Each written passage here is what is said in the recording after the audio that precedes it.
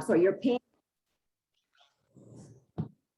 That was the recorder. Okay. So yes, sorry about that. Yeah, that's okay. So what you're doing is you're actually paying a monthly amount of $2,310, but you have to prove from your income that you can actually afford a monthly mortgage of $3,099. All right. So that is what the stress test is. Even though you're not going to be paying $3,099, your income has to actually prove that you can afford a mortgage amount of $3,099 if rates were to actually go as high as 5.79. Are you guys following me so far? Perfect. Yes. All right. So that's basically what the stress test is. It is qualifying you on the what if, what, and not the what is. All right. So if we actually, you know what? I just realized something. Give me a second. And I always do this. You guys should be able to see this a little bit better. Sorry about that. All right. Okay. So if we look, I'm going to break down the stress test just a little bit more, just so that you can understand how much buying power the stress test has actually taken away from you. Now, before the stress test was put into place, someone who had an income of $70,000 could afford a purchase value of around $400,000. All right. Now, with the stress test now put into place, to purchase that same value home of $400,000, you actually now have to make $85,000 a year. All right, so that is what it's done. It's kind of shaved off your buying power based on the fact that you're being qualified at a rate that is much higher. So just to give you an idea, so stress test in 2021. So for insured, insured basically means that you're putting 5% down. So any purchase under, any down payment under 20%, you are putting, any down payment that you're putting under 20%, it has to be insured. All right. So if we're looking at this particular scenario here, you'll see that if you're purchasing a home, and I'm just trying to start off with a bit of small numbers, 400,000, and we know what the market is like in Toronto right now. Of course, we're looking at properties 700,000 and even more. Now, if we are purchasing a property of around 700,000, your income would have to be about 130. All right. Now, this was actually prior to June 1st.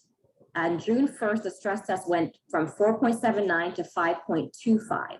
All right. So prior to June the 1st, for you to purchase a property of 700,000, your income would have to be 130,000. Now, that could be a single income or combined income, right? Now, after June 1st, when they increased the stress test a bit more, for you to purchase that same $700,000 type of property, you now have to earn an income of 138,000. All right, or you'll have to actually scale back and purchase a home value of a little bit less than that, of 660,000. All right, so once again, you can see how the stress test, of course, has taken away your buying power based on it. Now, there has been, of course, some negative backlash with regards to the stress test. They're doing some studies to see if the stress test is really making a difference, because it was actually first implemented to cool the market. And we haven't seen that, actually. In fact, even through COVID, not even COVID could cool the market. The market has definitely significantly gone up from when the stress test was even introduced first in 2018. So we can see it hasn't done much. But what it has done, of course, is, it's safeguarding individuals that if rates are to go back up, and it is predicted that rates are going to actually start to go back up in the latter parts of 2022, so they want to safeguard to make sure what happened in the US doesn't happen in Canada, where, interest rates went up and individuals were no longer able to actually afford their home. People are walking away from their home, selling it for next to nothing, leaving even cars in the garage and saying, take it, right, with the house. So they're trying to prevent a situation of the housing market crash that happened in the US. So this is why this is another reason why they've actually put into place as well. So if we increase the amounts just a little bit more, and we're looking at a purchase value of, let's say, 800,000, to the left, you see, before when it was in place for 4.79, this is around the beginning of COVID. To purchase a property of 800,000, your income would have to be about 150 at that stress test rate of 4.79. When it went up to 5.25 to purchase that same value home, you now have to earn an income of 155,000. All right, so now for an individual who's earning an income of 150 or a combined income, husband makes this, wife makes that, or, maybe it's mother and child coming together, maybe it's a group coming together, right? The bottom line is if that is where the income stops at 150, it's a little bit of a stretch now for them to meet that 155 to purchase that $800,000 property. And so they may have to scale back. And if you see at the bottom here, the buying power is reduced, and it becomes now a purchase value of $760,000. All right. Is everyone following me so far on the stress test? Yes. Okay. Now this may not apply to you, but at some point it may apply to you. And that's when you're actually refinancing your home. So uninsured basically means that you have at least 20% equity in the home. All right. So with that being said, if we're looking at a stress test on an uninsured purchase, you'll notice the same scenario here. An income of 120,000 will give you, purchase value of 800,000. But with the increase of 5.25, you now have to earn an income of 125 to afford that same value home. What does that mean for individuals who are living in a home and they want to refinance? If they want to take out equity out of that home, they may have to scale back on that equity. They may not get as much as they would have liked just because of the stress test. All right. Another thing as well with regards to the stress test is that it also, sorry, not the stress test, but with regards to the uninsured, when you're in uninsured territory, that basically means that your interest rate is going to be a little bit more. When a property is insured, the lenders will actually all day give you the best rates that are out there because they know their money is sure. All right. So it is insured. So when it becomes uninsured, right, the interest rate is going to be a little bit more. So oftentimes I'll have clients that, they'll say, oh, how come this person was able to get this interest rate, but now I'm purchasing a property or I'm refinancing and my rate is a little bit more. There's so many moving parts when it comes to the interest rate. If your credit is not the best, you may think you're a first-time home buyer and you get 5%. No, that's not the case. Your credit has to be, pretty decent for you to actually have access to that 5%. That 5% can very easily move from 5, 10, 15, or even 20 based on the fact that your credit is not the best. So please do keep that in mind. There's a lot of misconception thinking I'm a first-time home buyer and I have access to that 5%. All right, your credit is really the driving force of that. All right. So with the uninsured, as we see here, if you are refinancing for someone who possibly has lost their job, maybe they're not making as much. This puts them in a compromising position because they may have to stay with that lender. Right? Because if you're refinancing, you have to go through the whole qualifying your income and all that stuff. And maybe something might have happened where you're no longer working. Maybe hours may have been cut back. And you may just have to simply sign the renewal of with the current lender and just, sign with them for a few more years based on the fact that this stress test has been put into place and your income is not where you need it to be to try to negotiate and try to look for a rate that's a little bit less. All right. All right, so I want to break down these numbers to you. And I put this together just to give you a bit of a snapshot. I want you to kind of wrap your head around what your mortgage payment would look like for these type of scenarios. So when we look here, we see a purchase value of $600,000. All right. Now, $600,000, your down payment is going to be for 5% is going to be $35,000. Okay. Now, for any purchase that if you're purchasing a property and you're putting less than 20% down, you have to pay insurance on that property. All right. And once again, because it's insured, you're going to get the best rates that are out there because lenders, their money is sure based on the fact that it is insured. Now, if you look here for this scenario for a $600,000 property, you're putting $35,000 down, your insurance premium is going to be $22,800. Now, thank God you don't have to bring that at closing. What they do is they incorporate it into the mortgage. So if you notice here, you have $600,000, you subtract your down payment of $35,000, you add back the $22,800, which is the insurance premium, And so the mortgage that the lender is going to qualify you for is a mortgage amount of $587,800. All right. Now you see the interest rate for this is 1.89. For that rate, you're looking at a mortgage payment of $2,424.53. Now that mortgage payment is split between principal and interest. Okay. Unfortunately, the whole amount does not go to paying off the mortgage. So it is split. So if you notice at an interest rate of 1.89, your interest payment is going to be $954.51. That's the money you throw away. Basically, that's what the lender gets. It's the cost of borrowing. And then the principal amount, that is $1,470. And that's what actually pays down the mortgage. And if you look below here, same type of scenario. All right. You'll notice that it breaks it down for a $500,000 type of property. I've used 2.89, but basically the same concept, but it's really for you to kind of wrap your head around. If I'm purchasing this amount, this is what my monthly mortgage payment is going to look like. And it's so important for you to understand that, because it's not just the monthly mortgage payment. You also have property tax. If you're going into a condo townhome, you're also looking at, of course, the maintenance fees as well.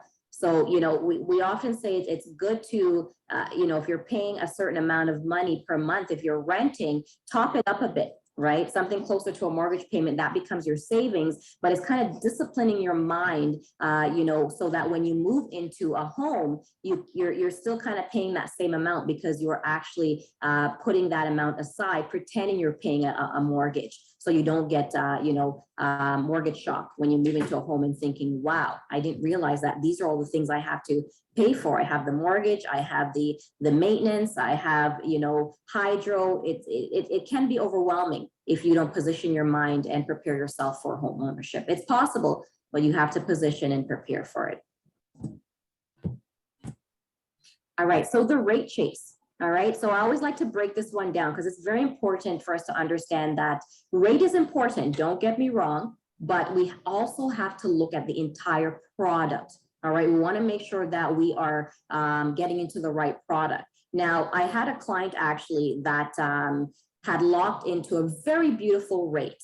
All right, it was at the time, it was about 3.5. That was the best rate at the time. Now, this client was actually elderly and had racked up himself, and he was actually married, but he was the one that really racked up all the bills to about $150,000. All right. Now he locked into a very good rate, maybe a year and a half prior to getting him into debt. Now, as I said, a year and a half in, he got himself into a very, very hefty debt load.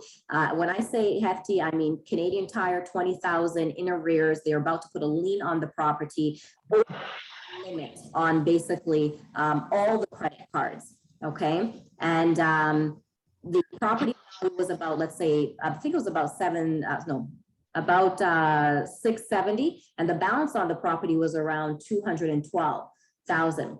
Now, of course, there's equity in the home, right, for them to refinance and take it out and pay out that 150,000.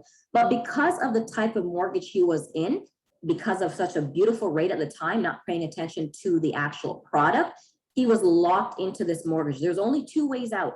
One was sell the property, and we're talking about seniors, all right? They don't want to sell that property. They want to stay there until Lord knows when. Number two was to refinance, but guess what? To refinance in this particular product, the credit score had to be at least 600,000. If the credit score was, sorry, at least 600. If the credit score wasn't 600, they couldn't refinance. The lender just wouldn't allow them to, all right? And so that was a situation that they were in. The credit score is actually 570. So imagine being locked into a mortgage and you are in debt and you have equity in your property and you can't get to it. There are mortgages that are like that. So you want to really pay attention to the type of product you're getting into. All right. I've had clients before that come to me and they say, you know, you're giving me 2.89, but another broker is offering me 2.88. Now, if we look at the breakdown here, 2.89 to 2.79, you notice it's how you know, it's a 10% difference, which is about $25.42. So imagine what 2.89 versus 2.88 is, all right?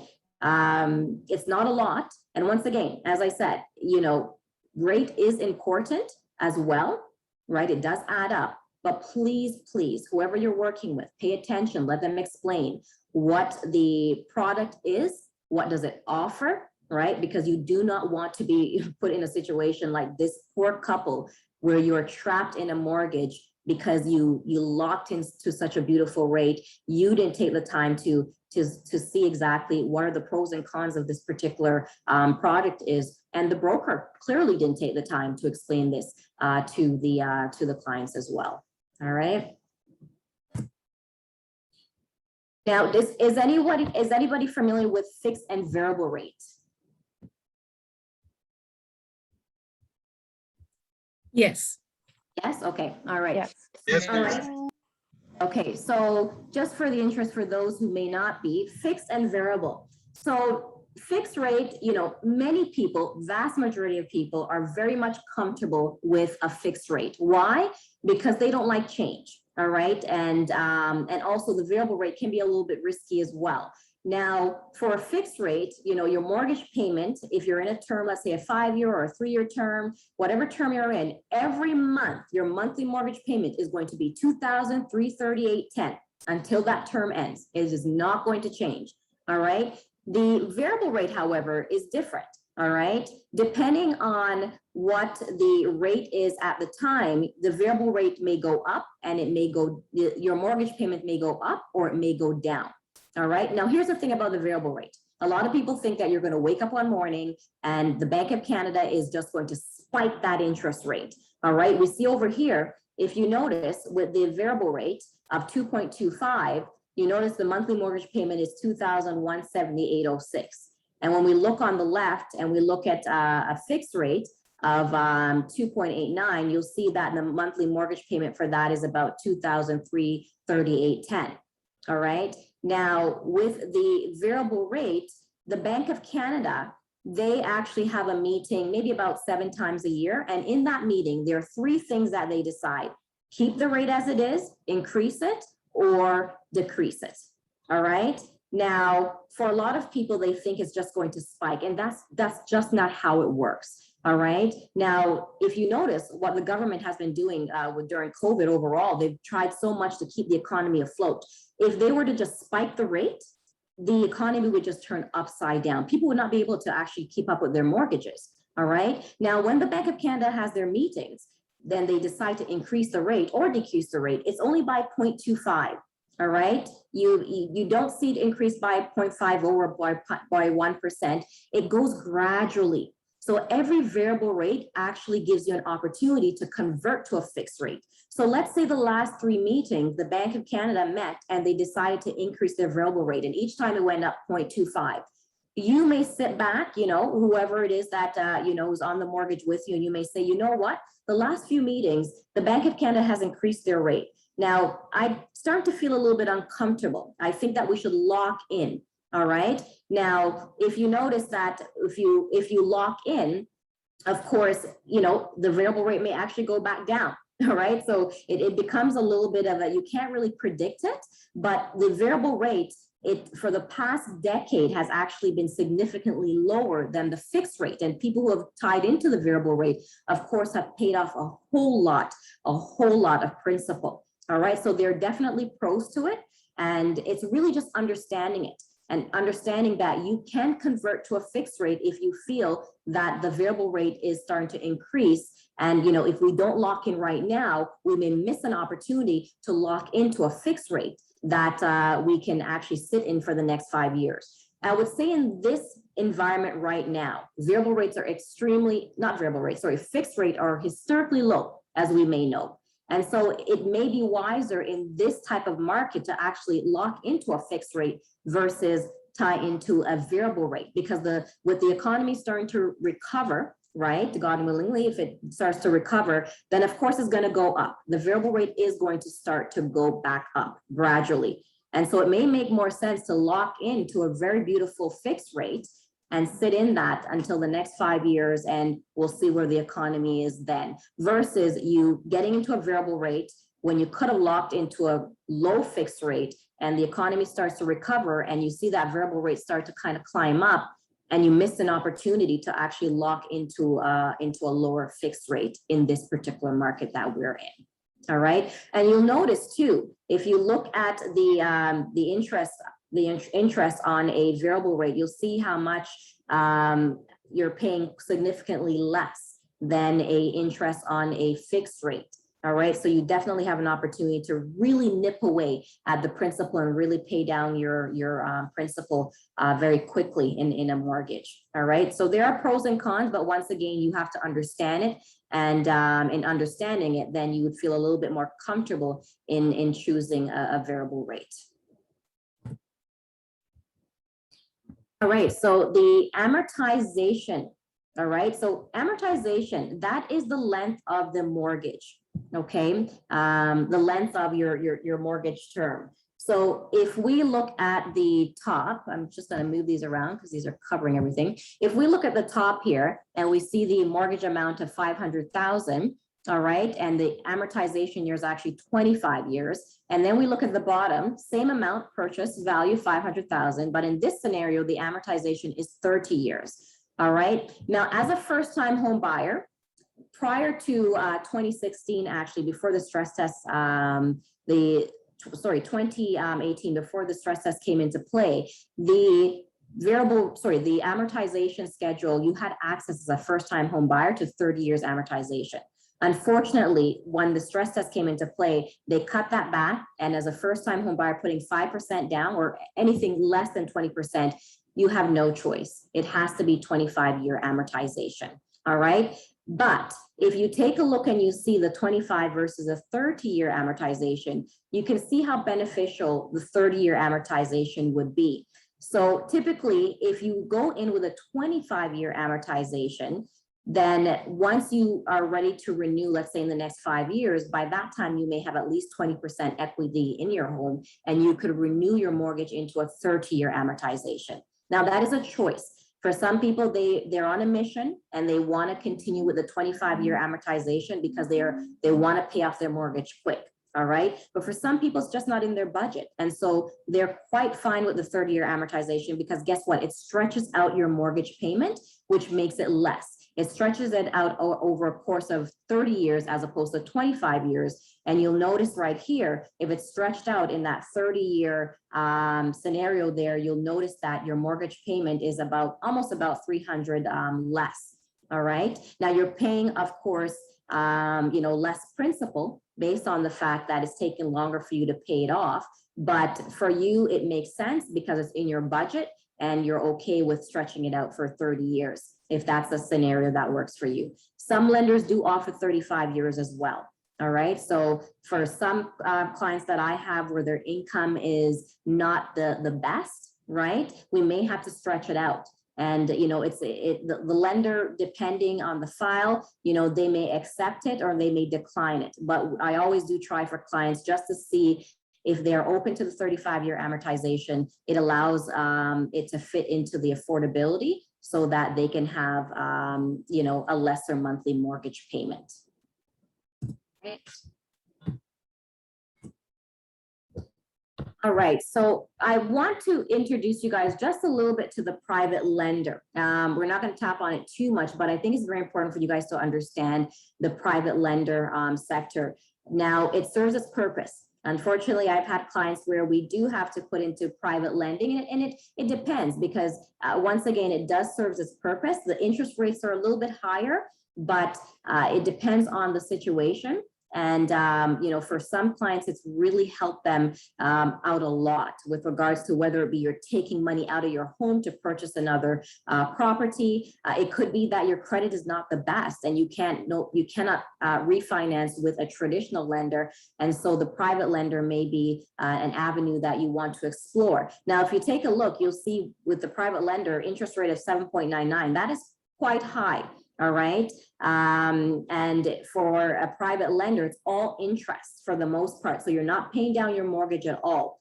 Now, for someone who might be investing in a property, they might be flipping the property. This is where the private lender may be a plus as well, Because let's say that, you know, you only want to, your projection is that you're going to flip the property within 4 months. You don't want to tie into a year mortgage or a 3-year or even a 5-year for that matter. You want to lock into a mortgage for maybe about 4 to 6 months. You know, in that time span, you're going to, you know, renovate that property, and then you're going to put that property back on the market. So you might be very fine with paying almost $4,000 a month based on that type of situation. Why? Because you know that once you put it back out on the market, you're going to reap the benefits from the property, what you've earned from flipping that property. All right. So it definitely does serve its purpose.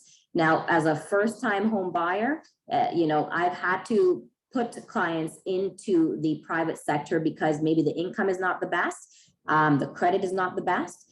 So if you notice, the down payment has to be at least 20% when we're looking at the private side. All right. There's a way to cut that in half with a first and a second to help out, you know, first-time home buyers who cannot meet that 20%. But if we can cut that in half, it might be a little bit more attainable for them. So it will be put into a first and a second type of mortgage where the 20% would be cut in half. All right.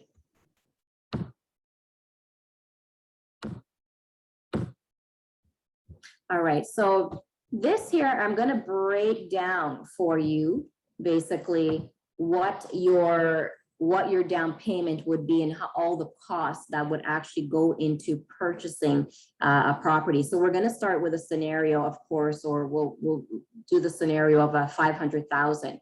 So let's take a look at for the closing cost for 500,000. So let's say your down payment is 5%, right? For purchase value of 500,000. So 5% would be 25,000. If you remember that insurance premium that we spoke about, right? We can't sidestep it as long as you're putting anything less than 20% down. You do have to pay the insurance premium. So for this particular scenario, the insurance premium would be 19,000. All right. You don't have to bring 19,000 to closing, but you are going to have to pay the tax on it.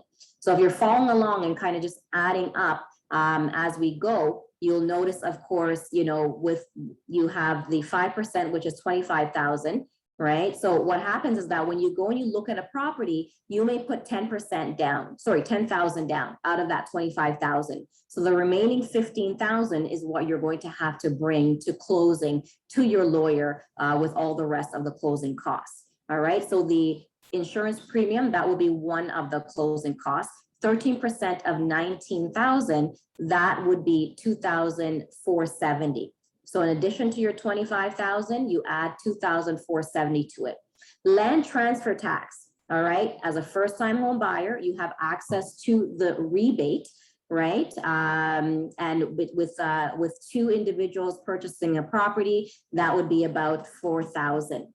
Now, if we're purchasing a property in the Toronto area, we are hit by provincial and federal. So that land transfer would double.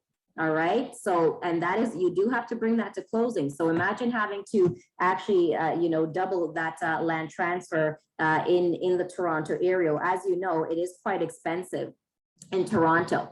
So, and then adding the land transfer, double federal and provincial on that is quite a bit.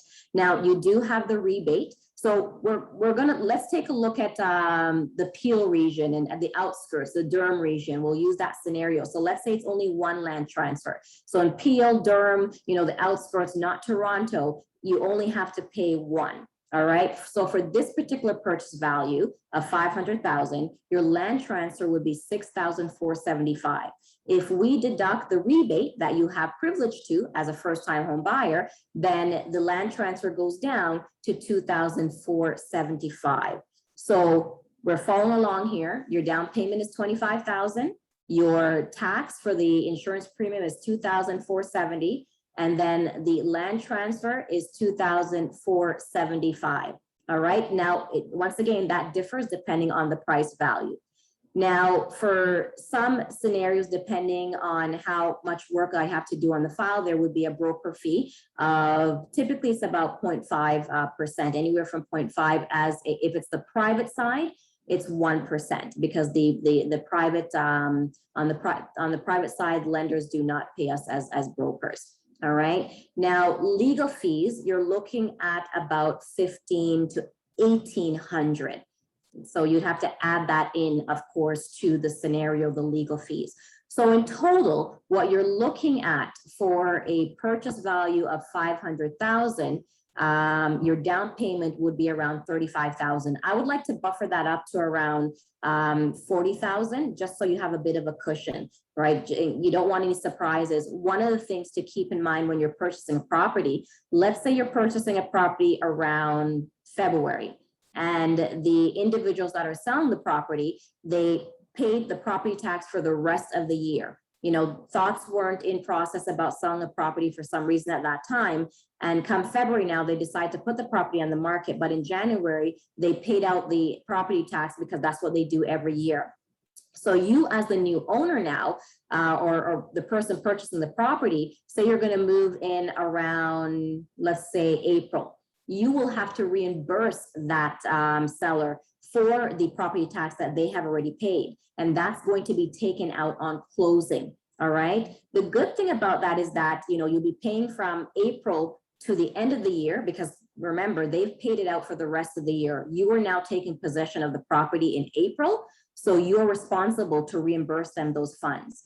And those are the funds that the lawyers will ask you to bring on closing as well, so that those funds will be transferred to their lawyer and they'll be paid back for the portion that they're no longer going to be living in that property for. All right. The good thing about that is that once you pay it on closing, you don't have to worry about it until the next year, because you paid out that property tax for the rest of the year. But these are some surprises that happen sometimes that, you know, individuals they're not prepared for. All right. You know, all the other numbers are broken down and all of a sudden, whoa, I have to pay that too. I didn't know that.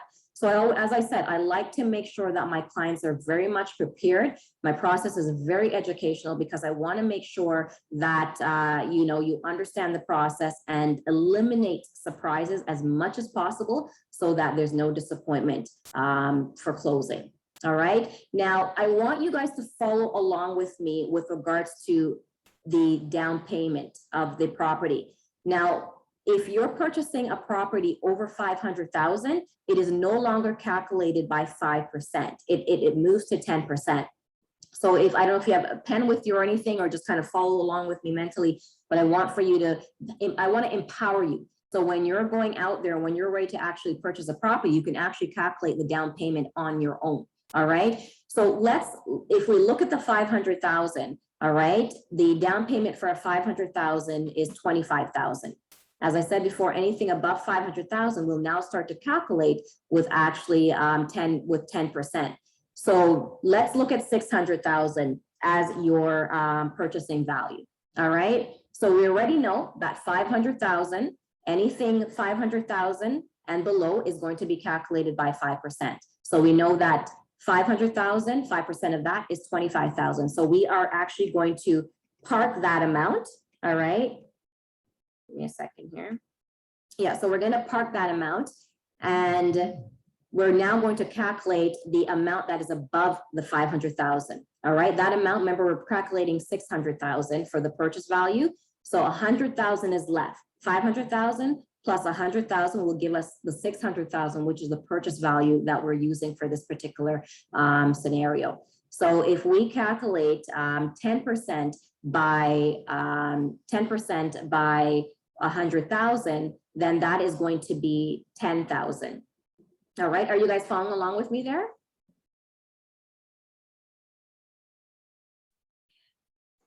Yes. Yeah. All right, good stuff. So if we already parked the 25,000 for the first 500,000, and we're going to add that 25,000 now to the 10,000 that we calculated for the remaining portion, which is the 100,000. Can anyone tell me what your down payment then would be for a $600,000 property? 35,000. Right, exactly, 35,000. All right. So when you're, as you know, I mean, some of the purchase values out there in this particular market is over 500,000, depending on where you're looking. So you have to make that breakdown with regards to calculating your down payment. So let's see. So if we're looking at let's do 500, let's do 700,000. All right, just to kind of bring this home for you guys, just to make sure that you understand the breakdown. So once again, 500,000 is 25,000. All right, to add up to that 700,000, that's going to be 200,000 more. So we're going to do 10% now by 200,000.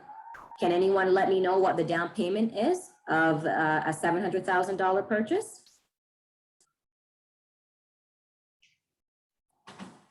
$45,000. Right. All right. So I hope that we understand how to calculate our own down payment, but it gives you that empowerment. So when you're going out there or you're just simply looking at properties, browsing, you have an idea of what that down payment is going to look like so that you can, start to position yourself and making sure that you're saving towards what that purchase value is that you're working towards. All right, so this is a breakdown, of course, of a 700,000 purchase so that you can kind of have an idea as to what you're looking at. So same type of scenario here. We of course have to calculate it once again by the breakdown, the sliding scale of 10% that I just mentioned to you. So your down payment for 700,000 is going to be 45,000 down. And then we look at the insurance premium. So purchase value of 700,000, that insurance premium is going to be 26,200. 13% tax of that is going to be 3,406. And then of course, the land transfer tax for this type of property would be 10,475. We do the rebate against that, and that would bring us back down to 6,475. All right. Then we have the 0.5 to 1% broker fee. And then we have the legal fee of around 1,500. And so for a purchase value of around 70,000, you're looking at a down payment of about, I would round it up a bit to 65,000. And we can put it around 63. What happens is that when you are purchasing a property, there's some lenders that they want to see at least 1.5 to 2% of your down payment of the purchase value of the property. Now, what I've done is ask for exceptions from the lenders because sometimes the numbers are very tight, and a lot of my clients, sometimes they're scraping up that down payment and they have just enough.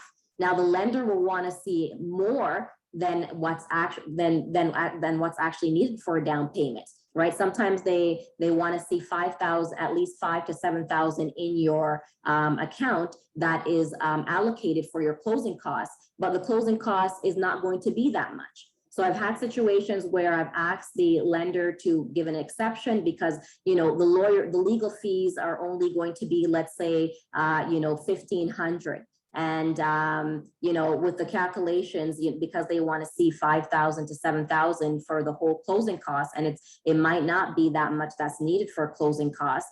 I've had lawyers, write up something indicating exactly what the closing cost is going to be. And I send that over to the lender and say, look, this is exactly what that closing cost is going to come up to. I know you want to see this in their account, but they have enough for what the closing cost is going to be. You want to see 7,000, they only have 4,000 in their account, but this covers for the closing. And, lenders have given exceptions for that as well. Because once again, sometimes I have files where the clients are literally scraping up, to the T, where the down payment just meets right where it is. There's no extra overflow for them to show the lender that we have just a little bit more for what, right? The closing cost is not going to be that much. And so sometimes there are situations that are like that. Now, additional monthly costs involved in home ownership. So property tax, some lenders will actually allow you to pay your own property tax, and you could call property tax and arrange it by yourself, where you pay yearly, quarterly, semi-annually. You can, definitely make those arrangements, but there are some lenders that are just strict and they want to pay the property tax on your behalf. So you have to make sure that along with your mortgage payment, the property tax is also in your account, because they pull everything out and they pay property tax on your behalf. All right, so you do want to keep in mind with some of the numbers that I've given you, if we're looking at a $3,000 property tax, we divide that by 12, your monthly property taxes amount is going to be $291. So that will be plus, of course, your monthly mortgage payment. You have to think of water, right? And hydro. These costs, may vary depending on the usage. All right, so do keep that in mind. I put 100, could be 150. Once again, it depends on the usage in the home.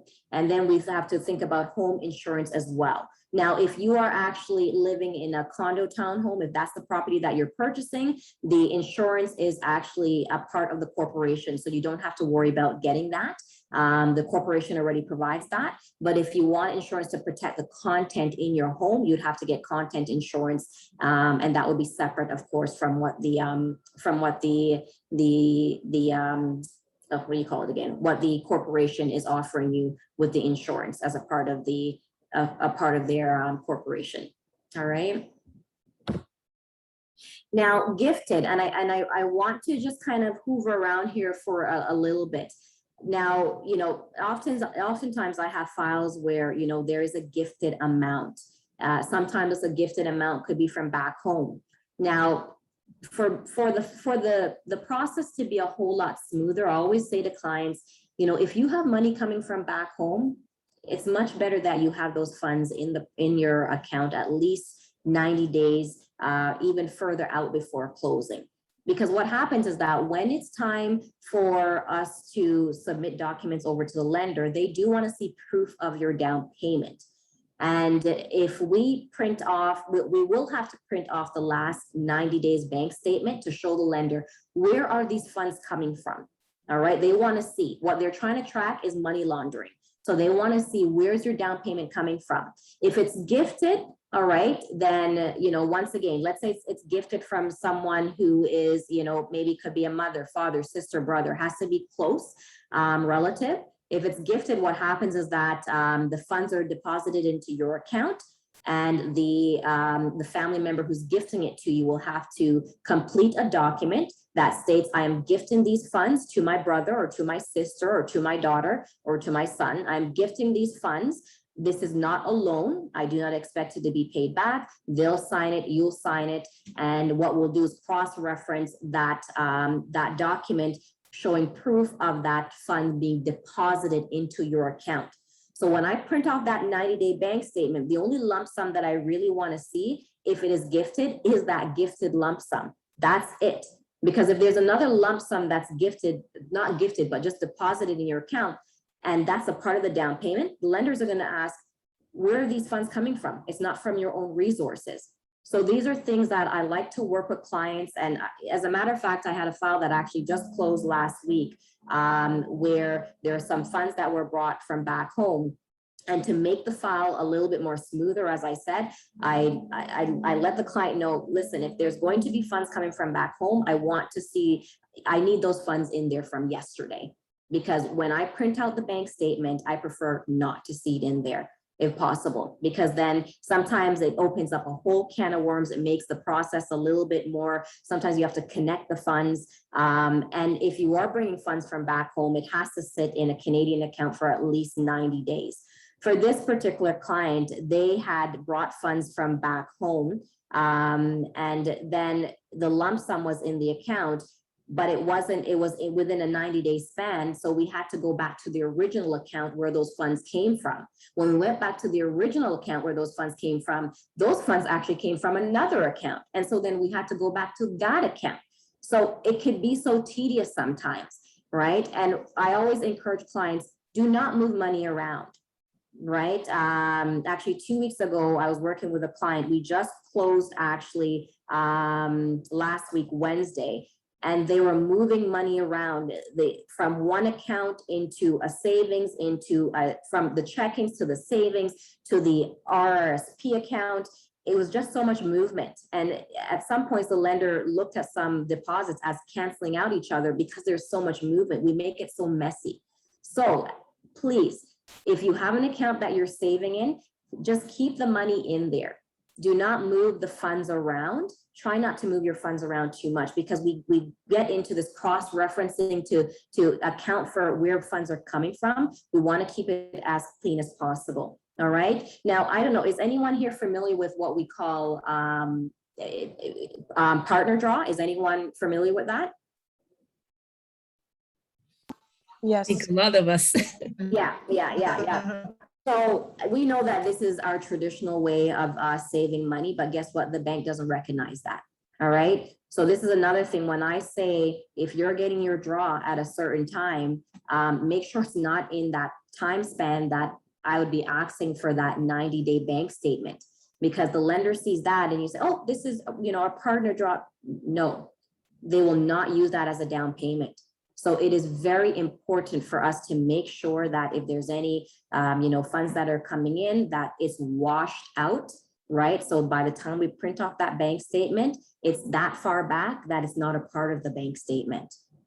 Okay, so it's really about positioning and making sure, because it's a legitimate way of, especially our culture, saving money. But Canadian lenders, they don't recognize that.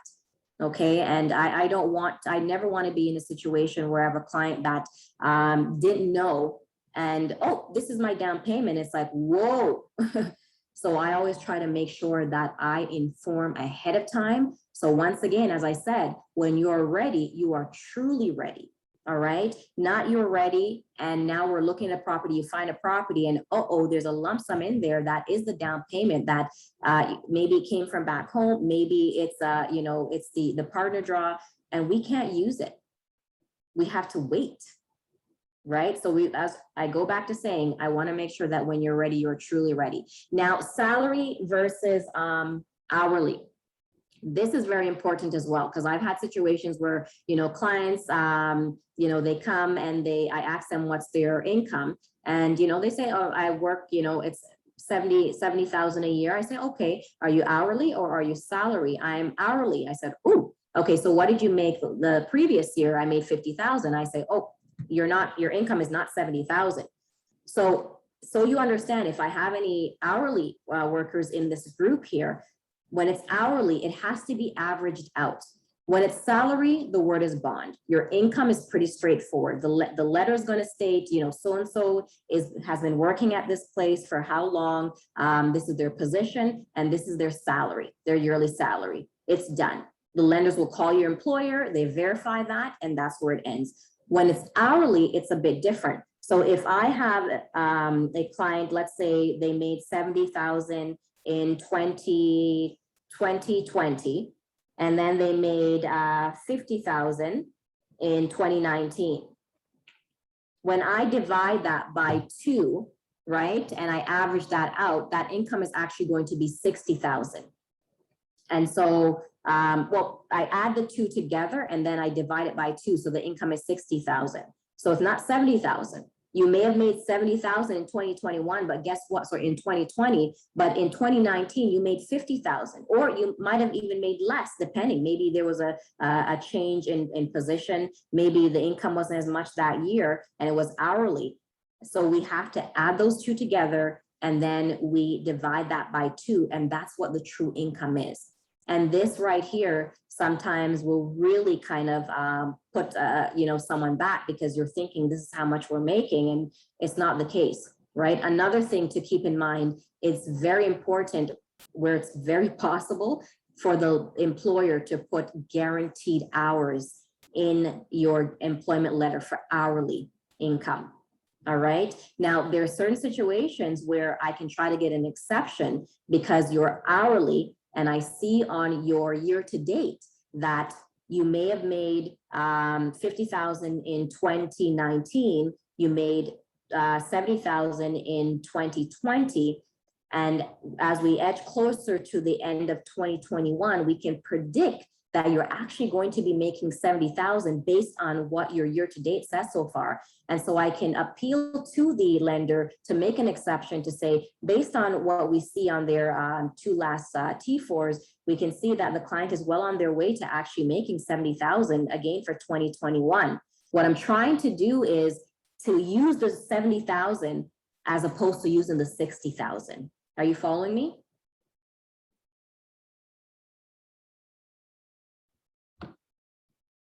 Did you guys get that?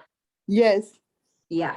All right. So with the hourly versus salary, once again, right, that is something that it's unpredictable based on what your income is for the last 2 years. So that is what lenders use as your income.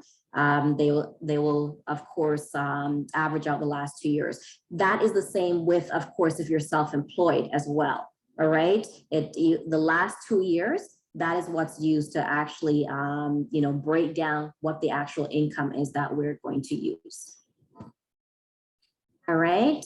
All right, so that is basically it when it comes to breaking down, everything that has to do with the whole mortgage process and all the different components of mortgage. All right, and I want to use this time now, of course, to open up the floor to any specific questions that you guys may have with regards to the home purchase process. Oh, sorry. So there are some questions here. I didn't see them. Okay. All right. So yeah, so go ahead. Okay, so I think, okay, Christine. I can't hear you. It's kind of chipping in and out a little bit there. Can you hear me now? Yes, loads better. Okay, perfect. She's no, you're chipping out. Okay, well, a big down payment. Yes, chipping out again. Monthly payment. Nicole, do you want me to read it for you? Uh-oh, I think we lost her. Yes, I'll suggest you read it, please. Please go ahead. Okay. Okay, so there was the first question I'll read from Christine. I think she may have dropped already. Oh, sorry, I just lost. Sorry, we're here now. Can you hear us? Yes. Ah, there you are. Yeah. Okay. Okay, Yes, perfect. Sorry, Sorry. I was So about to Christine read. was asked, okay, go ahead, Yvonne, go ahead. Christine's first question. I am not able to. Oh, sorry. Will a bigger down payment make the monthly payment lower by how much for 500,000 property? So does it make a difference in terms of the amount that I put down? Yeah, it makes a difference, but it depends on how much you're putting down, right? And certainly we can certainly work out numbers individually. I mean, you can certainly, we can run some numbers. You can always contact me, but it definitely depends on how much. If you're putting down, let's say 10,000 more, it's really not going to be making a big chunk of a difference, right? Versus, possibly if you're putting maybe 50,000, maybe 100,000 more, it would kind of scale it back a little bit, right? So it does depend on how much that you're putting down. Okay, and can I just add something to that same question? Yeah. When you're working with someone and they do have a larger down payment, at times, do you find that it can be beneficial to perhaps just put down a certain amount and then save back that balance for maybe incidentals for later in the future or something like that? Do you ever recommend that? Yeah, you know what? It highly depends, because guess what? If you're putting down, let's say 20% down, let's say you do have a large down payment of at least 20%, then what you're doing is you're actually opening up a little bit more room for affordability and stretching out, having access to that 30 years or 35-year amortization, where you're actually bringing your monthly mortgage payment down. You are also sidestepping the insurance premium. If you have a large down payment, of 20%, then that insurance premium, if you notice, one of the amounts was 26,000 based on the 600,000. There was 19,000 based on the 500,000. If you're putting down at least 20% down, you are not paying that insurance premium. So you are saving yourself some money based on having to pay that insurance premium and having it incorporated into the mortgage. Okay. Okay, go ahead, Nicole. All right, so we have a hand up. Olawale, if you can. Hi, thanks for the presentation. I have a question regarding condos, right? Are there instances where banks do typically request for additional insurance in addition to what the condo management already put in place? For additional, I'm not familiar with that. Usually if the condo, what they're looking for is fire insurance, right? So if the condo already has the insurance incorporated on it, it does depend on what type of insurance the condominium has though, right? I haven't come across a situation where the banks are asking for additional insurance because once it's a condo, typically the condo does have insurance that's incorporated into their overall maintenance. All right, thank you. You're welcome. I wanted to kind of piggyback very quickly on Yvonne's question with regards to putting less down. If you're coming in from a, let's say, an investing type of standpoint, when we're talking about leveraging money, spreading it out a little bit more and allocating it to, in terms of investment, you may, it's a situation where you can put down a little bit less, right? Because those funds may be allocated to go towards something else. Right. So it does highly depend on what your strategy is. Everyone's, situation is different. There's situations where someone may have quite a big lump sum, but they want to just put down that 5% because, maybe they're taking their funds to private lend or come together and do something with a group of people. So there are definitely different ways that you can leverage your money if you don't want to put it all into the house. Right, we have, especially in our culture, we have a lot of individuals where you're sitting on money, and the mentality is pay down that mortgage, right? And this is how other cultures do get ahead because the mentality is not pay down that mortgage; it's refinance, pull out that money, and let's go again. All right, so it's really what is your plan, and how do you want to strategize and utilize those funds, especially from an investment standpoint. Awesome, Keisha, thank you for the amazing presentation. Quickly, just a question. What are your thoughts on seller's finance? On seller's finance? Yes. Seller's finance. I don't think I have heard that before. Can you break that down a bit? Like if I'm selling my property and I want to finance it to a buyer, basically, I want to give them some sort of credit on the property. So instead of, for instance, if I'm asking for 10% down, I can walk it in the price, basically. And, so that's yeah. So that would be a vendor take back. Vendor take back. Right, yeah. You know what? I've had files where it definitely helps the individual who's purchasing a property, right? And it's a way for you to also, the individual who's selling the property, of course, it's kind of like a small loan. It's like a second mortgage, right?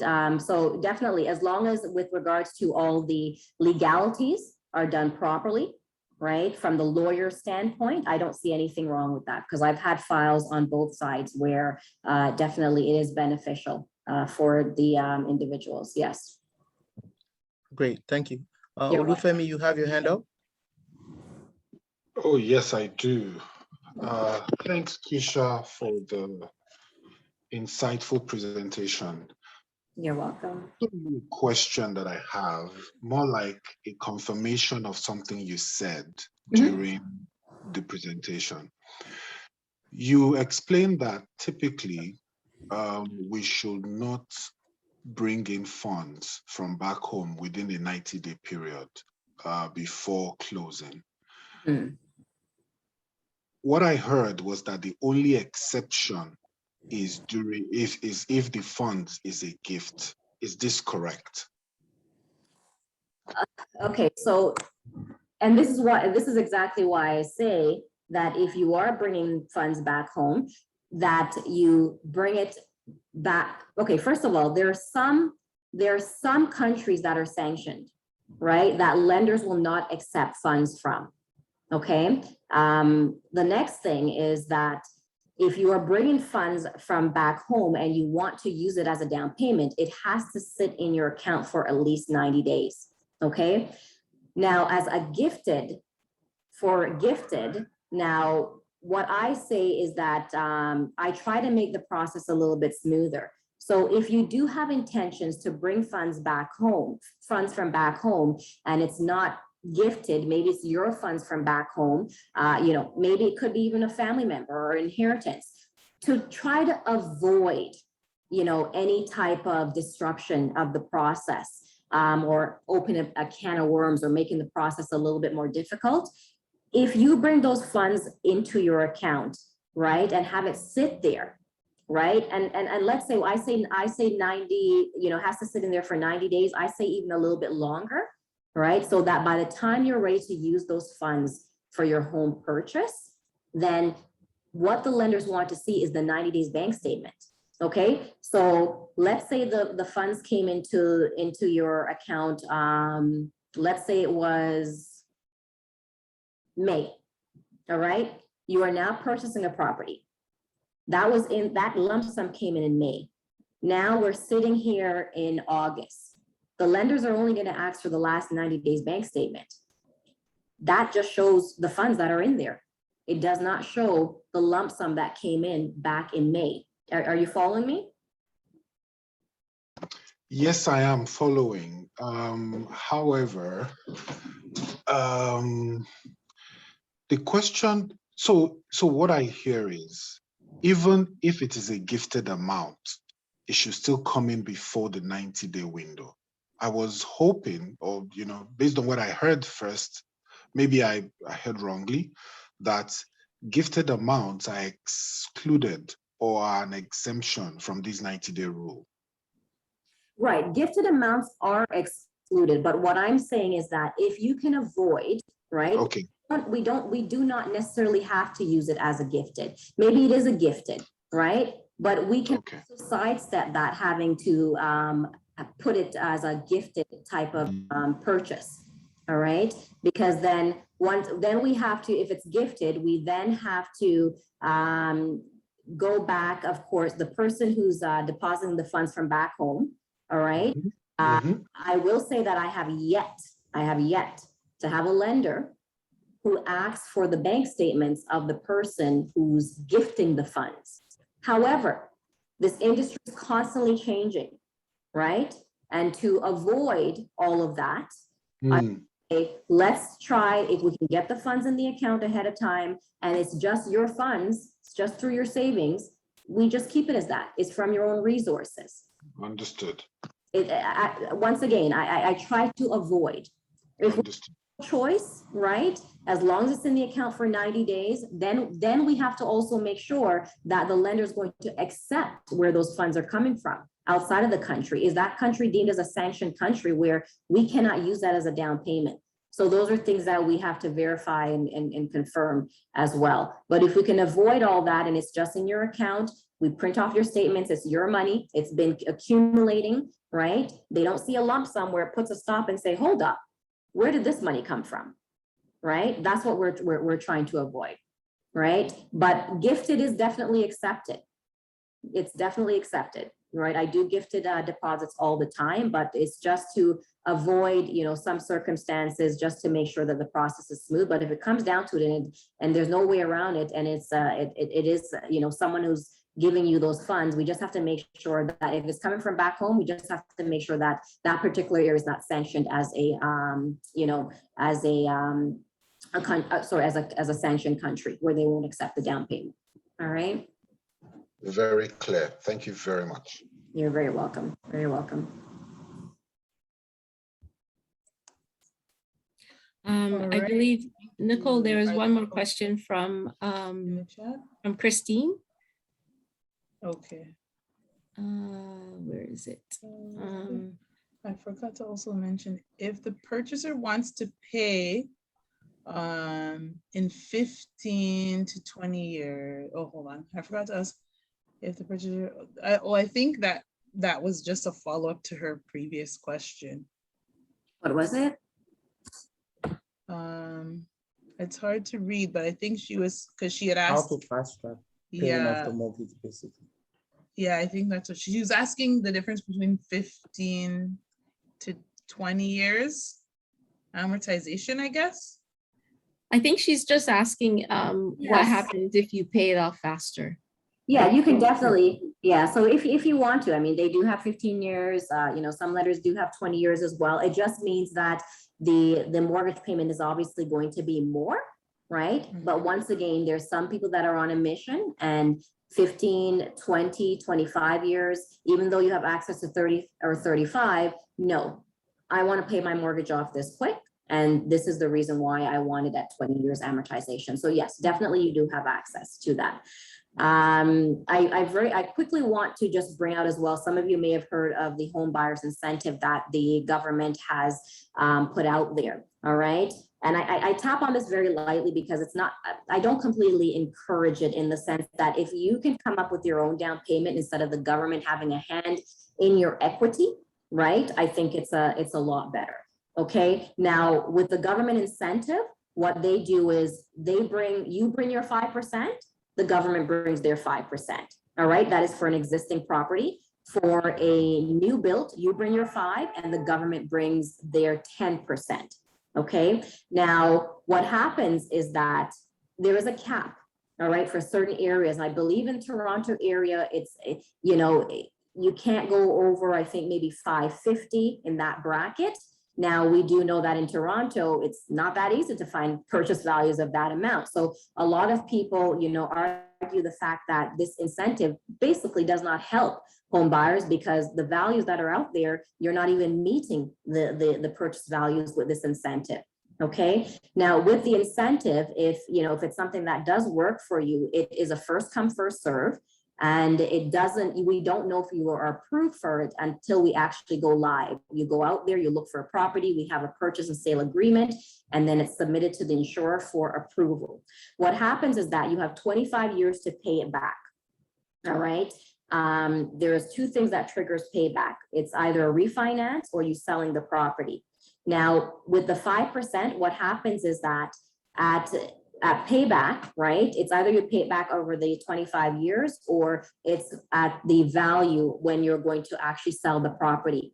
So that 5% that they loaned you is obviously going to increase when it's time to pay that back.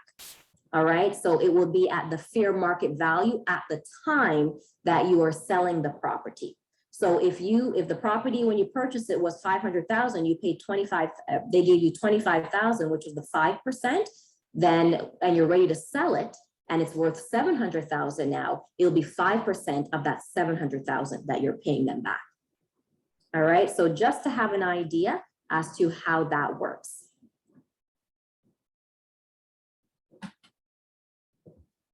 All right, Yvonne, I think it's you next. I think Sensei had a question. I'll just read it. Is there a website where we could see our stress test for each individual? For the stress test, you can actually go onto I believe they have it on CMHC website or Genworth. Those are the insurers. And some of the banks have it as well, because they have the rates incorporated. The stress test rate right now, as it stands, is 4.79. That is a stress test rate. So all across the board, it hasn't gone up in a little bit. So once you're calculating what, if you're entering interest rates, what you have to do is enter, if the system allows you, you just enter at 4.79. So that is the rate that you have to enter in. Do keep in mind, there's so many factors with regards to, it's not just the rate, all right? You have to take a look at what your debt load is, all right? What the income is. So all these offset each other to give you exactly what your affordability is.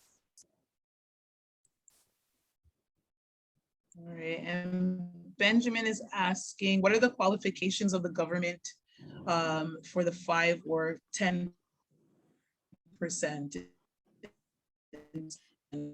Yeah, so for the 5%. Or the government once- incentive of 5 or 10%? Just first-time home buyer. You're a first-time home buyer. Yeah. And decent credit, at least. Yeah, and once again, credit, I always say credit, it has no color, right? It's a number. When you submit that file, the lenders are looking at that number and, all your how you've been managing your credit. So as long as you have pretty decent credit, then you do have access to that 5%. But if you don't, then you're going to run into some issues where the 5% is concerned. I have a client actually that just came out of a consumer proposal, and I do want to warn you guys against a consumer proposal because this can taint your credit. We think that consumer proposals, when you're consolidating debt, if something, you have all these different debts and it's overwhelming and you put it together under one umbrella through a third-party agency and you pay those debts through one agency. I have a client that just came out of one, and the first-time home buyer has a great down payment, actually 20%, ready to purchase a property, but does not want to use that 20%. The lender will not accept nothing more than 20% because of the consumer proposal that she just came out of. All right, so the credit score, it's definitely, affected it. So we want to make sure our credit score is in good standing. What would you recommend where to save money to the down payment of more with the time frame of 5 years example? Yes, yeah. So our RRSP, definitely tax-free savings. Those are definitely different avenues that you can save your money through as well. And then someone also asked, what would you consider as a decent credit score? Yeah, so certainly. So credit score is anything from, I would say 550 and up.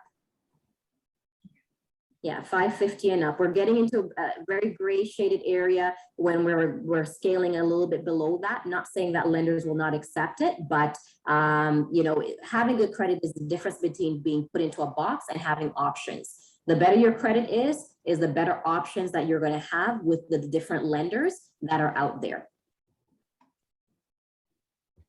And I do also, and feel free to reach out to me as well, because Yvonne, with the credit presentation, I do a bit of a breakdown with regards to credit as well, so that you can understand, build and maintain your credit.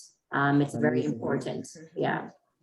That's something that we think will be helpful. Yeah. That we can definitely put together as well, like another workshop to help people. Yeah. That's great.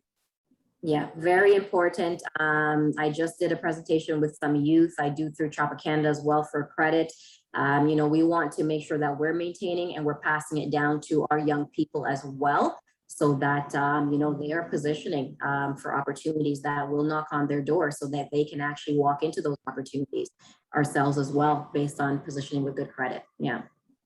Amazing. I know we're running out of time, but can I just ask one quick question? Of course. Just to tap on, when you said first-time home buyer, I learned that that first-time home buyer doesn't necessarily mean that it's the first home that you've purchased. I think that after a certain number of years, 5 years. 5 years, okay, of non-home ownership, you can re-qualify as a first-time home buyer, right? Yes, yeah. Okay, that's something that everyone should know too. Yes, definitely, We definitely. can go on for hours on this topic, guys. So I know, but it's really good to know that. I mean, the government program is one thing, but for us as an organization, if we have the funds, it's something that we can definitely explore as well, right? The option of giving people some sort of credit back, something similar to what the government is offering, right? Like you bring 5%, you get 10% back. Right, right. We should have, if we have the funds, we can offer some of those programs to our members. So yes, really good, exciting. Yeah, and even private lending as well. At my brokerage, there are times where clients are looking for a second mortgage, and we're looking for those who have the funds. of course, to loan that money. Anywhere from 12 to 15% on a second mortgage.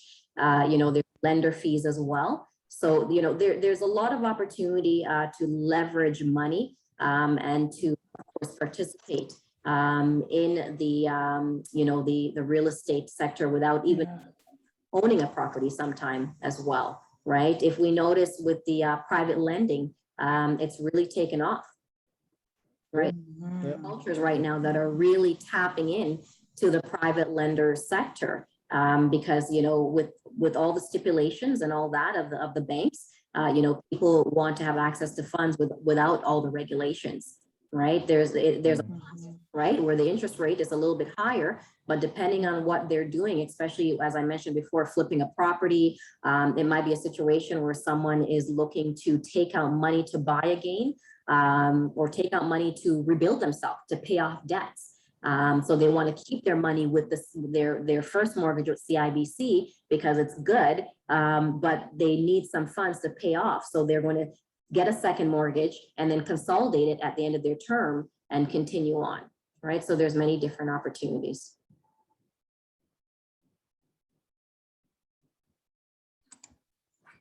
Awesome. Thank you so Amazing. much, Keisha. This was great. Thank you. Really informative. It's recorded, so we will be sharing this with the group so that you guys can go back over everything and refresh your memory on all of the things that she shared. Very practical insight, especially your last slide. I didn't even think of that before, really, like the gifting and all that stuff. But that's very, very, very important for us to know, so that because the closing and just the whole process, there's a lot of places where things shock you, especially the closing. It's so frustrating, but yeah, so it's good to have you to advise us on the process. So thank you so much. If there's no other questions, we can say goodbye to you, and then everyone should stay behind so we can give you some updates on Pamoja, those of you who are here, but no other questions, guys? All right, okay, thank you so much, Keisha. We'll be in touch for sure. All right, have a good one. Have a blessed Thank day. you, Keisha. Take care. You're welcome. Thank you. Bye-bye. Thank you. Bye. All right, everyone. Thank you so much. This won't be long. We just wanted to, I guess, Akeem, you can just update on we did send out a message, but we wanted to also provide an see update. If anybody has questions or anything, but on what's going on with Port Colborne right now. So Port Colborne, so far, I mean, we've been basically going back and forth, changes to the offer that we put in. Couple of changes, actually. We had lawyers reviewing it and sending the offer back. Basically, I think the last update we provided to the group was that he wanted 8 million instead of 6.5 million, which is the asking price. With the 6.5 million, if you guys remember correctly, he wanted to keep his property on the land. So he got an offer from another builder. And the builder basically said they wanted to buy him out. So they wanted to buy his property with the the land that he was selling, but he didn't want to move. So he basically canceled that offer and changed his mind and said he basically wants to sell his property now. So he wants to include his property as part of the parcel of land that he wanted to sell originally. So because of that, he increased the price to 8 million. And the another change that he asked for was that he wanted, so he accepted because we asked him for VTB, which is vendors take back. With vendors take back, because the price increased to 8 million, which including his lot and his property now, he's willing to give us $4 million, meaning he will finance $4 million for us. So all we have to come up with as a group is $4 million. And then the balance, which is 4 million, he will finance the 4 million for us at an interest rate of, I believe we agreed on 3.5%. So we went back on that a couple of times as well. The other clause that he wanted to add was that you know, when we accept the VTB, which is the vendor's take back, when we accept the terms, we will pay for his lawyer, we'll pay all the legal fees basically, which is standard. But I mean, it was just a back and forth, the process, signing the papers and sending them back as well and all that. So finally, we've signed the deal now. We have 30 days to do the due diligence. We've also met with different lenders as well, private banks, private companies, different you know, lender brokers to help us finance the deal. So we're currently working on that. We've submitted all the business plan, the idea, all the documents, the proposals, and so on and so forth. And the Dreammaker team are also helping us with that. And we're hoping to secure the financing. If once we secure the financing, you know, I mentioned this before as well, we will be closing down the project. We had it open since when? April, I believe. Yeah. Now, once that goes through, I don't think we will need to do the VTB, the vendors take back. I believe once we get the money, we will be able to just buy the seller outright, buy him out of the deal, because just from dealing with him is really difficult, and you know, we don't want to have him, you know, be the one that is financing our project, because I mean, we can try to do construction and he might say, I don't want you to drill here, I don't want you to do that. So we want to avoid all that issue and secure the financing and just buy him out. I think Olufemi, you wanted to contribute. I wanted to, you know, chime in when it appeared that the network was chopping off or something, but oh wow, immediately it came back up again. So yeah, so you've covered points. Okay, brilliant, thank you. I think the So, other update. So the 30 days, so I mean, right now we have, I believe as of, so the 30 days is starting on Tuesday, if I remember correctly. Pauline, am I correct? I'm so sorry, can you say it again, Akeem? I The didn't 30 hear you. days, when is the 30 days starting? On Tuesday? Yes. Okay. So on Tuesdays when the 30 days will start officially. The Dreammaker team are currently putting together, they're assembling a team of project managers, a surveyor, and all the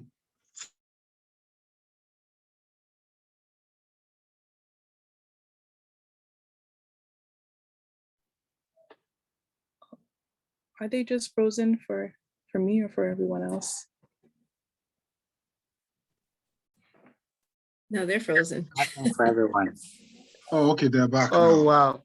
Oh, good, you're back now. Sorry, Can you guys hear us now? Yes. Yeah. Yeah, so Oh man, this African internet, man. Boy. So good. You had like a 3-hour Zoom today. It was perfect. Man, I had a 3-hour Zoom call today. Yeah. Perfect, no issue, right? It was like 4 hours. It was 4 hours. Yeah, 4 hours Zoom meeting today, no issues. We started this, and all of a sudden it's like it goes to sleep, and maybe the Wi-Fi is tired, wants to sleep. Can you guys hear us? Finish off what you were saying though. yes, we Oh, can wow. hear you. But Can you guys hear us? You have to repeat what you said after you asked me about the 30 days, please. Exactly. Okay, let's turn off the video. You were saying the team of professionals. So Dreammakers are assembling a team of professionals. project managers, surveyor, and so on and so forth. And they're doing that currently, and we'll be writing the city of Port Colborne. We will keep you guys updated, and just let you guys know as long as things progress. With our discussion with the city. Okay, so yeah, so hopefully we get the funding. Yeah. If that comes through, you guys will know. We'll get the opportunity of visiting the land together. All investors will be visiting the property, and maybe we'll get to cut the ribbon and celebrate. So and that'll be amazing, and will be a historical moment for us all. Yeah. And then I think you should also update on the Africa, Pamoja village, Africa as well. Well, if you guys are, if you were involved from the get-go, you know that we've always had like an Africa agenda as well. Because we can't put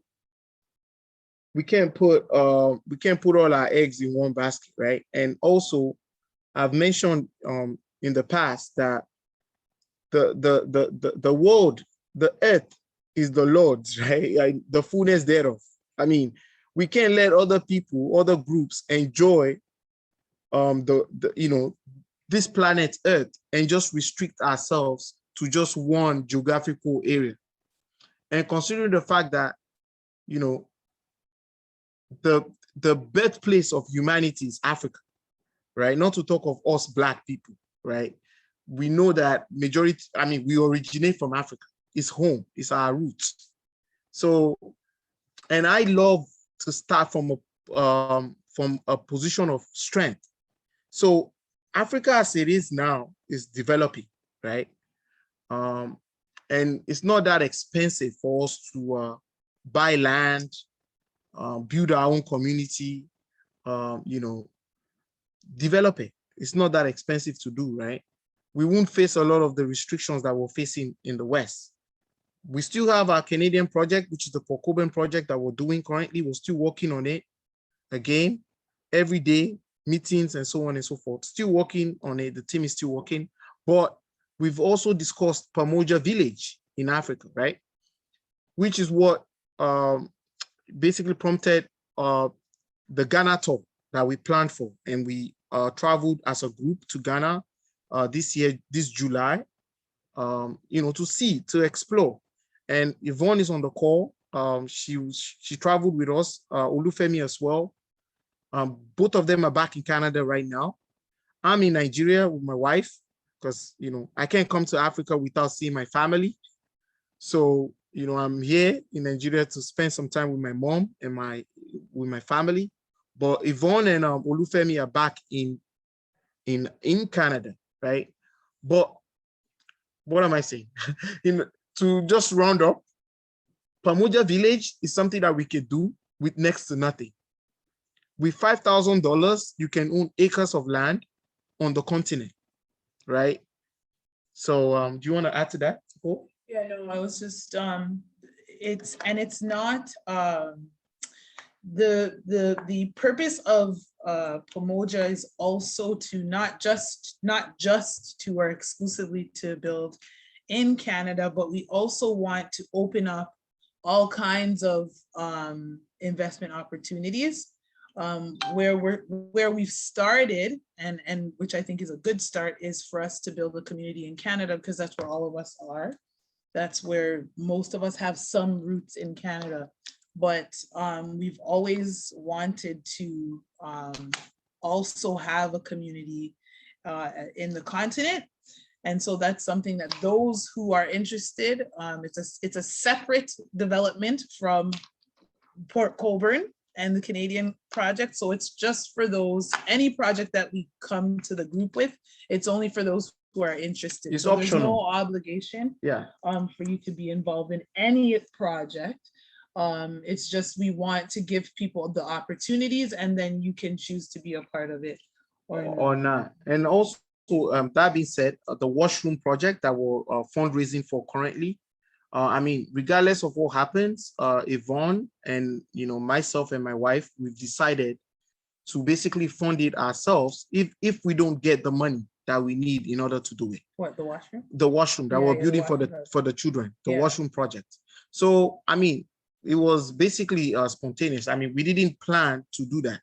But when we visited the school premises, you know, We couldn't not do we, it. I mean, good we were just like, no, we have to do Yeah. something for the children. Yeah. We brought, if you guys remember clearly, when we were going to Africa, we bought like some goods, you know, school supplies, you know, some items to donate.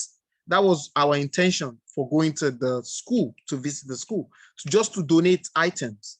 But when we got there, we gave them all the items. We actually gave them money as well, right? You know, this is not Pamoja's resources or anything like that. It was just from our pocket. It was just Busaris and the Browns. the Busaris and the Browns, right? We basically, money from our own savings, we just gave it to the school. But on doing that, we saw the washroom that they were using. It was just a hole in the ground. I mean, we couldn't just, you know, live with ourselves. And in the 21st century, for children to have to go to the bathroom with a hole, I mean, a hole in the ground. So we were like, let's do it, right? And we got different quotes from different contractors. And, you know, it's what it is, $10,000 to build the stalls and the washroom. So, I mean, we're going to do that regardless from our pocket. But if you want to be part of it, by all means, I mean, you're free to do. It's optional. So, and no amount is too small. It can be $20, it can be $1. But definitely we're going to get the children a proper washroom. Okay, so yeah, and that's what that is. So those are basically all our updates. Yeah, and wait, before you round it up, for Pamoja Village as well, we want to build a community that, you know, if you're tired of the winter in Canada, you can hop on a plane and, you know, get, you know, nice African weather, so sunshine, right? So Yvonne, I don't know if you want to take a few minutes just to talk about some of the properties that you visited and what you think about Africa in general. Oh boy, really? A minute? I'm in love. I found home. Oh my goodness. So from Prom, you know, when we did the tree planting, I love the area of Prom. And I didn't even get to see as much as you guys got to see after when you went back. But I know that there's some talks there in Prom. Maybe Olufemi can give more details on that. I think also the area that we went to in what's it called? Oh my gosh, now I'm drawing a blank. Out in oh my gosh, where we went to see Aburi? Oh, well, Aburi is where, yeah, so I fell in love with the mountains. So that's actually where I'm going to be planting some roots just for my family, but I would encourage everyone to explore that area. We learned about land that's being sold right now in an area called Akusi. And they're specifically looking and promoting to the diaspora. So I think that's another area that as a group we can explore. At the end of the day, like Africa is building, too many other nations is rushing, doing a mad rush to Africa. So I'm really encouraging our people to, you know, just hop on a plane and go see. And, you know, you don't have to, you know, do like the rest of us crazy people and sell everything and move. But, you know, you can start setting roots in both places. And if you haven't done so already, and I, you know, again, just keep the same motto. We do it together. I basically told Jonathan, which is the contractor you guys introduced me to, I said, wherever Pamoja is building, that's where my house is going to be. So I'm just waiting for Pamoja to make a decision on what area it's going to be. And that's where my home in Ghana is going to be. So guys, let's make a decision. Yeah, I'm amazing. waiting. Nice. Oh man, honestly, I I think the reason why we get treated really badly in the West is because, most times other groups see us like we don't have options. We don't have any option like to leave, or we don't have a better life elsewhere, right? Imagine if you're a property owner in Ghana, for instance, or you're a property owner in Nigeria or somewhere in Africa, right? You have your own house or you have businesses there. If things go really bad in the West, you can hop on a plane or you can find your way back home, right? So, let's have that at the back of our mind, because most of these people, they have roots elsewhere, like in Europe or in India or, in China. If anything go wrong, they know, okay, they can always go back home, right?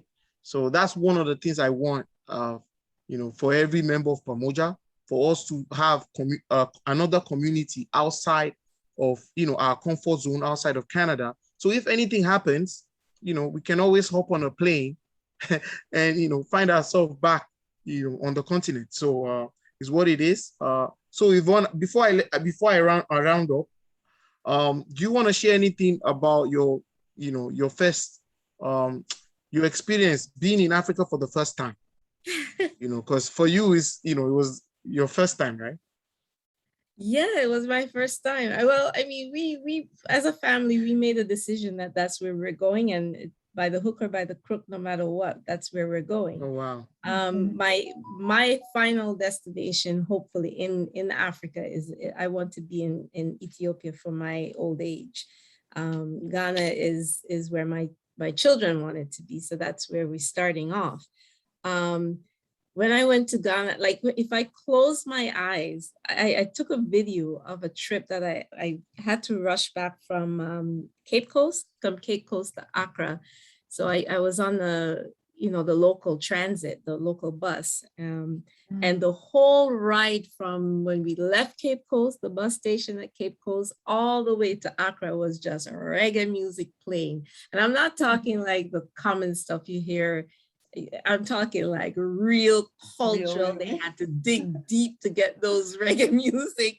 Ska, if any of you are reggae music lovers, like ska and like real old time reggae music playing the whole time. So for me, I feel like I'm in Jamaica when I'm in Ghana.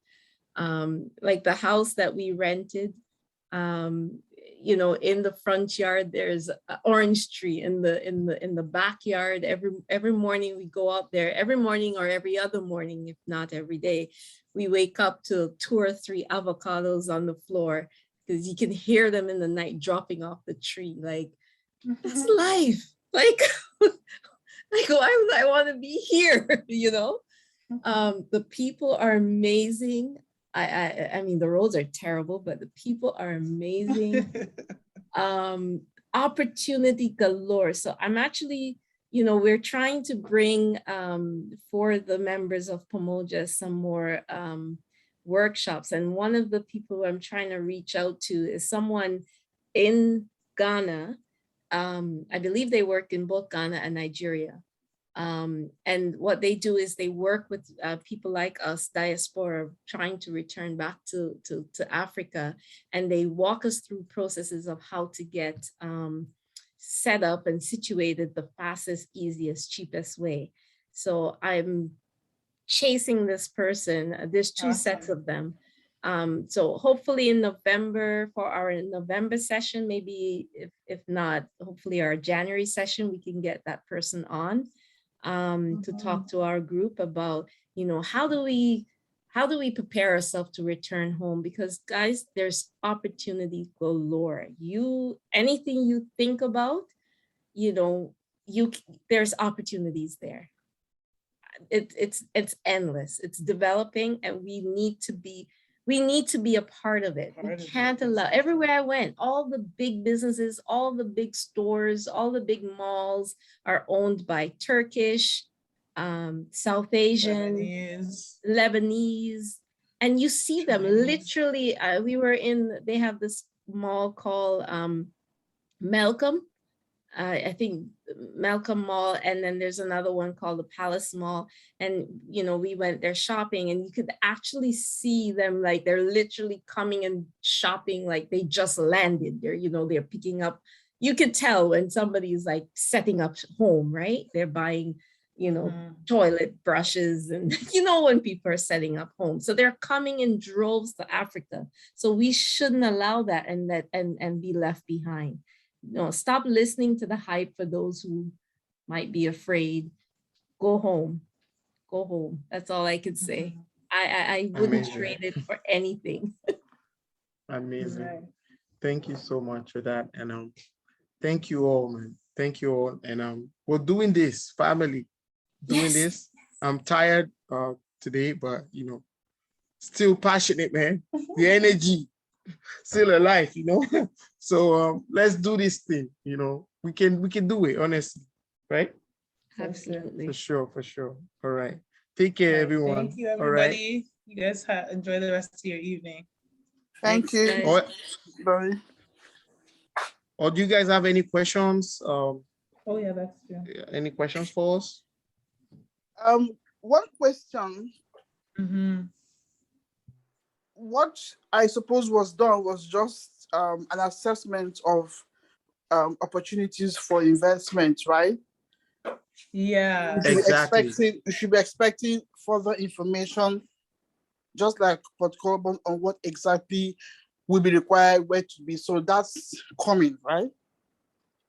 Yeah, because Yes. we're even still in talks with some of the people that we met with, especially in Pram. We went to, what was the estate again? Apollonia City, but then that one turned out to be quite expensive. Yeah, so I had a meeting with them for meeting will lasted for about 3 hours. They were trying to sell me really well. They were trying to sell me the idea of Apollonia City, why we should we should have a Pamoja community within their establishment, within the city, because they have at least 2,500 acres of land, right? So they're like, it will be perfect for us. So the road is paved, they have treated water, they have 24 hours electricity. So I thought to myself, I said, okay, worst case scenario, how much would they sell 50 acres for, right? I asked them the question, and they won't answer me right away, right? So they said they will send a document after, right? And the document they sent me, I'm ashamed to post that document on the group. It's $7 million. They've given you a Canadian prize. Yeah, $7 million for 50 acres in the heart of Africa. And that's USD. So I'm like, no, this can work, right? So right now we're discussing with another, I think it was Yvonne that sent the contact. So we're discussing with another realtor. Is looking at a couple of options in Aburi, Akusi, right, Yvonne? Sorry, Akusi is the one that I sent you, but we also I just learned of some other opportunities. But yeah, Akusi is the one I'm really keen on. Yeah, you can get acreage, and you guys, acreage is better for us, right? Exactly. Like, you can get an acre of land for 5,000. Exactly. 5,000 US, and it's still negotiable. Exactly. So we'll definitely communicate all that. We're just trying to get all the details, make sure the numbers are accurate. We have a team in Ghana now, contractors, people that are trustworthy, a lawyer, real estate agents, and everything.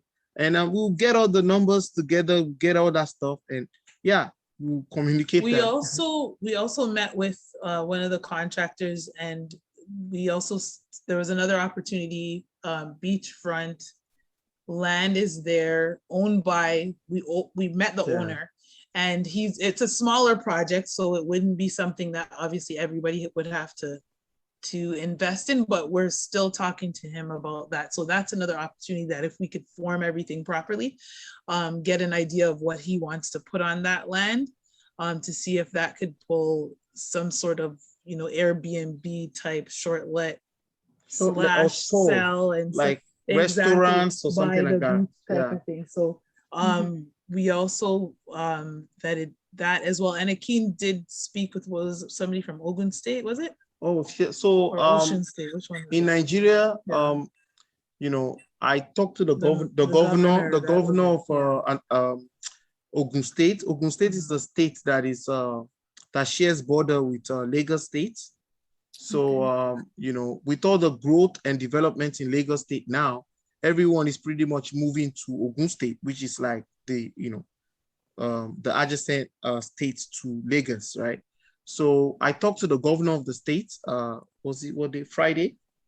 We had a Zoom meeting, and yeah, he said he has up to 100 acres of land, and he loves the Pamoja idea.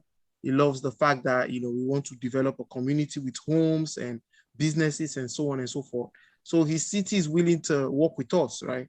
So he said he will get the numbers together, and, you know, his team will send a proposal to us. So yeah, once I get that, I'll share it as well. Yeah. Okay, thank you. Yeah, no problem. Yeah. But the key, I guess the key takeaway in all of this is that everyone, when they hear about Pamoja and our mission, which is collective, you know, group economics, doing things collectively, they are in love with the concept. And that's, I think, the selling point for what we're doing. So, you know, I just say, keep going. Yeah. Nice, thanks. For sure. For sure. Yeah. And the school also said they will put all the names of the donors, sorry, on the wall, right? Oh yes, the donors, yeah. On the wall. So Yeah, you that's know, something that Mr. Atta said he wants to do. so he said he wants to do that, you know, just to in a way honor us. So definitely Pamoja will be there, but each person will also be there individually as well. So and that's it really. If there's nothing else, we can just wrap. Any more questions? All right, guys. No? Okay, thank you guys All so right, much. take care, people. Take care. Thank Enjoy you. your Thank you, week. everything. Good night. All right. Okay, Bye. bye. Night. Good night.